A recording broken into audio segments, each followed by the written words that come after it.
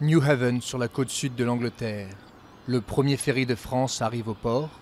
Et chez June Bradbury, on prépare le petit déjeuner pour les invités. Une famille allemande venue d'outre-Manche. Elle loue sa chambre d'amis sur Airbnb depuis 2016. Sa réponse à elle, à la décision du Royaume-Uni de quitter l'Union européenne. C'est devenu une merveilleuse porte ouverte sur l'Europe. Et ça ressemblait beaucoup à un antidote. Et c'est comme ça que je l'ai pris. Je disais aux gens, c'est mon antidote au Brexit. Dans les villes côtières d'outre-Manche, beaucoup se demandent quelles seront les conséquences du Brexit sur leur lien avec le vieux continent. Holyhead, au Pays de Galles, est le port britannique le plus proche de Dublin.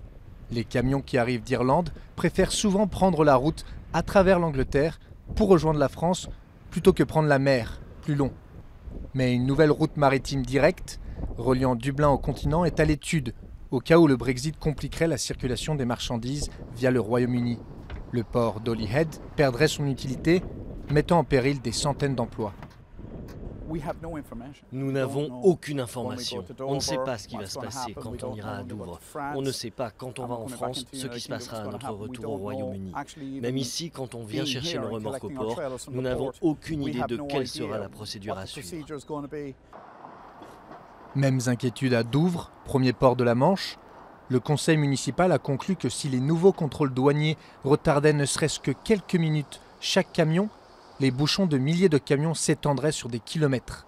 Mais la situation peut être propice pour d'autres. À Immingham, au centre-est de l'Angleterre, le Brexit pourrait profiter à son petit port. Nous sommes très optimistes quant à l'avenir. S'il y a des retards supplémentaires, à la douane, cela posera des problèmes, en particulier pour les ports du sud-est comme Douvres, où l'espace terrestre est très restreint. Et cela entraînera des files d'attente supplémentaires pour leur trafic.